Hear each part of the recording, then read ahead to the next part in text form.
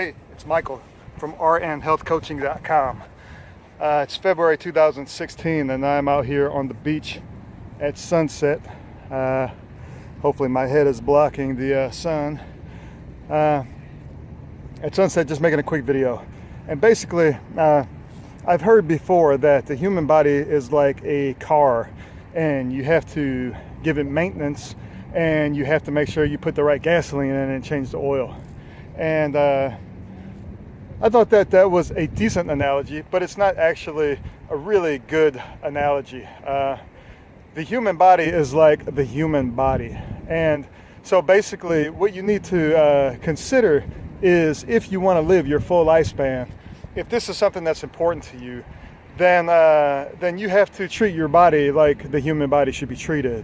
And unfortunately, they don't educate us on this in elementary school or grammar school or secondary school or high school, or in a lot of cases college, or even post-degree, depending on what your degree is. This shit either comes through folklore or it doesn't come at all. And what happens if it doesn't come at all, if you don't take ownership of learning how to manage your human body as a human body, then what happens is you just don't live your full lifespan. You end up in a state of disease and distress, and this is physical distress as well as emotional distress. So I'm talking about physically, spiritually, and emotionally, intellectually, all of these things.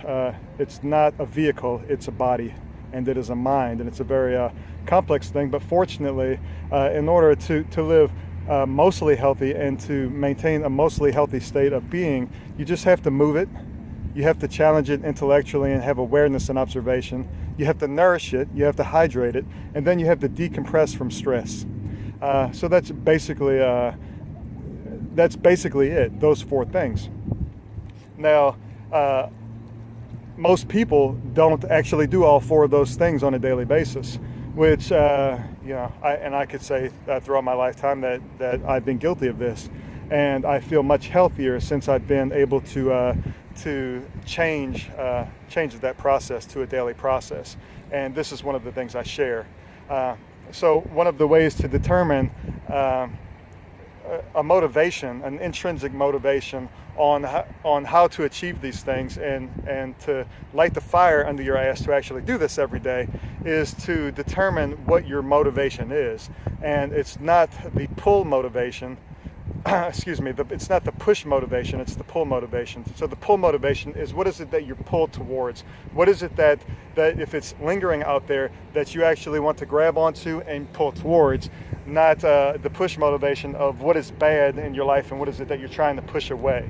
So an example of this would be you have diabetes and you have high blood pressure, and you're short of breath because you're overweight, and you don't like the sensation of being short of breath, and you don't like the fact that you're tied to these medications and this disease process, which is harming you. So you try and make some adjustments in your life because you want to push yourself away from those things that you don't like.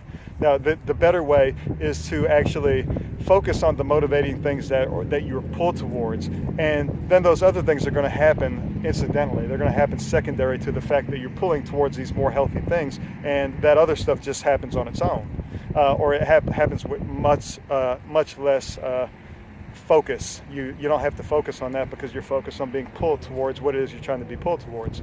So one of the basic things that you can be pulled towards is living your full lifespan in a vessel, in a vehicle, in a body that is one that is the most functional human body that you can live in throughout your lifespan. So I'm 43 years old and I'm trying to kick ass. And I'm not doing this for anyone else. I'm just doing it for myself because I want to live a full life. I want to experience things. I want to experience greatness and joy and exhilaration and excitement and all of these things in my life, and novelty and newness. And I want to share these things with other people and have friendships and feel good. The list goes on, but those are just some basic things off the top of my head. So that's what I'm pulled towards. I'm pulled towards the things that make me feel that way and that are going to hopefully ensure, unless there's an accident or a cancer or a heart attack or a stroke or something that